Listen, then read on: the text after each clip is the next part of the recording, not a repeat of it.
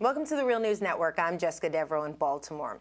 So we all remember the massive earthquake in Haiti in 2010 and the outpouring of donations around this devastating disaster, which killed more than 220,000 people and left millions homeless. There were all types of fundraisers like the We Are the World campaign, which tried to persuade folks to give to the Red Cross. Well, a scathing expose released by ProPublica and NPR found out that despite the Red Cross raising $500 million, they only built 6 homes. Yes, 6. That sounds shocking, but the latest report doesn't surprise our 2 guests who have been tracking for years the lack of transparency and accountability for non-governmental organizations or NGOs in Haiti. Now joining us from New York is François Pierre-Louis. François is an associate professor of political science at Queens College. And joining us from Washington, D.C. is Jake Johnston. Jake is a research associate at the Center for Economic and Policy Research. Thank you both, gentlemen, for joining us. Thanks for having us.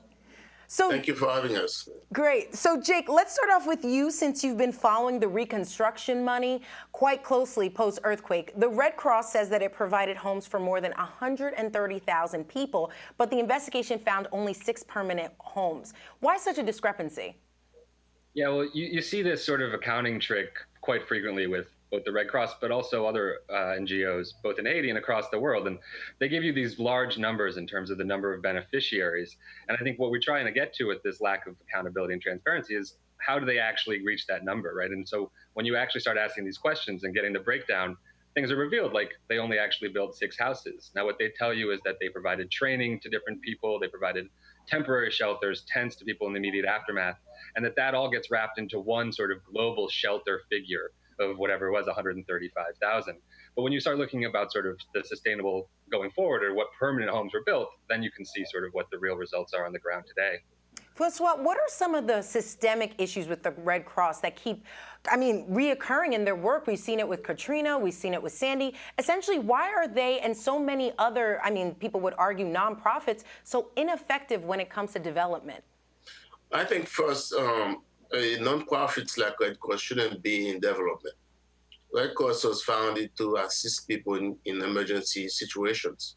Development is a long-term process that involves a lot of players and actors, primarily the people who would be affected by the development. So therefore, when you come in as a foreign entity, like an NGO like the Red Cross, you come into the country and you assume that you can help with development, you are already taking in some assumptions that do not really fit with the reality. For example, a lot of times the Red Cross comes with experts who have no knowledge at all of Haitian culture. They don't speak Creole or French. A lot of times they hire Haitian experts, but they treat them as if they don't know anything. They don't listen to the population. And a lot of times they draw up their plans out in Washington, D.C. or somewhere else and try to impose it on the population. Moreover, the development is something that is definitely the purview of the government, because the government should have all the information in terms of demographics, environmental issues, in terms of places where creating the urban space for the population.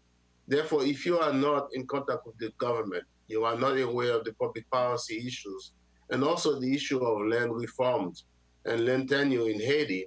Once you said you're going to do development, you can either do 2 things. Either try to enrich the local elite that's already taking on all the services that's already there, or you bring in some outside experts who will be paid highly for their expertise, and once they've given you some advice, they just leave and nothing else will stay on the ground.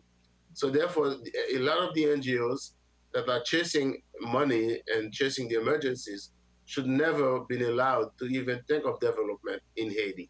Unfortunately, we have a very weak government that is unable to really challenge those youth NGOs. Yes. Sometimes, and yes. It sounds like there's a major disconnect. I just want to be sure that we get what the Red Cross is saying, because they're defending their work in Haiti. There's a statement that was issued by the American Red Cross. We'll pull it up for you right now. They said, quote, "Despite the most challenging conditions, including changes in government, lack of land for housing, and civil unrest, our hardworking staff, 90% of whom are Haitian, continue to meet long-term needs of the Haitian people." That's from the American Red Cross. So, you mentioned this a bit, François. But what would you say to that challenge? First, when they say the 90% of the Haitian, their staff are Haitians, where are they? Are they in a position, in the decision-making positions? Usually they're not. Even though if they are well qualified, they are not in a decision-making process. Secondly, Red Cross International has probably more money than the Haitian government itself in terms of budgetary, in terms of their contact in Washington, D.C. So therefore, even if the Haitian government doesn't agree with their policy, they have other ways of influencing the government. You have a government that 60% of its budget is coming from outside of the country. Therefore, it is susceptible to be manipulated by the foreign forces giving the countries giving the money to the government. Yes. Therefore, authorities are afraid to even challenge the Red Cross. Yes, and we know that the Red Cross track record is quite tarnished. We can look at delays of emergency supplies after Hurricane Katrina, the disarrayed and selective relief after Hurricane Sandy. Jake, I want to ask you, why does the Red Cross remain the charity of choice for ordinary Americans and corporations and even the U.S. government? Because there was even a deal on the table for $30 billion that the Red Cross was going to partner with USAID, the U.S. Agency for International Development, and the deal fell through, but they were still willing to partner with them. Why do Americans keep looking to partner with the Red Cross? Yeah, well, and I think first, I mean, you mentioned the response after Katrina and the response after Sandy, and I think if you look at those and the criticism of that response, it really sort of, directly contradicts the Red Cross's statement defending their work in Haiti. They blame the problems on Haiti, the land tenure issues, the unstable government. But as we've seen, they fell down on the job in New York, right? I mean, are those problems also in New York, right? The environment no longer is a valid excuse for the Red Cross. We've seen it in too many places across too many different environments. I think if you start looking at why they're still, the charity, I think, their name brand recognition, and they also, as you mentioned, get this high level support. And so when they were fundraising after the Haiti earthquake, I mean, it was Michelle Obama who appeared on television ad spots urging people to donate. Large sports teams, right? And they have these connections and these ingrained political connections, as François mentioned, that really do give a lasting impact to, their programs and allow them to raise this record amount of money. And what you see is, as François mentioned, they're not a development organization. They're an emergency response organization, but they raised $500 million. And that's just far too much for one organization to spend in a rapid manner right after the earthquake. As the ProPublica report pointed out, they didn't have the capacity or the wherewithal to actually do that. And so they transferred themselves into a development organization with no expertise or knowledge of how to do so. Okay, François, I'm going to let you weigh in too. So at the end of the day, for folks who want to give or who want to be able to be helpful in developing Haiti, what would your advice be to them? I think the first advice, support the Haitian government, no matter how bad the government is. After all, it is the government of Haiti. It is a legitimate representative of the population. Now, in order to increase capacity in the Haitian government, you have to be able to help the employees get better paid, better training, and also a system of mobility where they can move from one position to another. A lot of times, institutions like Red Cross, when they come in, they deplete the government of expertise because they promise high salaries and a lot of perks, but they're not going to stay in the country for a long time. So once they move out, not only the government loses all those expertise it had before, but many of these people turn also experts or developments and try to emulate or copy what Red Cross or the NGOs were doing in the country, and therefore ending up undermining the state itself.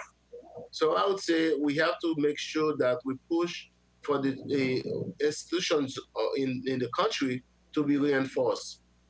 Parliament, the presidency, the judicial system, the court system, the local organizations that are doing work in the localities, those are the institutions we should reinforce at any level in order to make sure that Haiti gets out of its predicament, the situation that it is right now. All right, François Pierre-Louis and Jake Johnston, thank you both for joining us. Thank you. Thank you. And thank you for joining us on the Real News Network.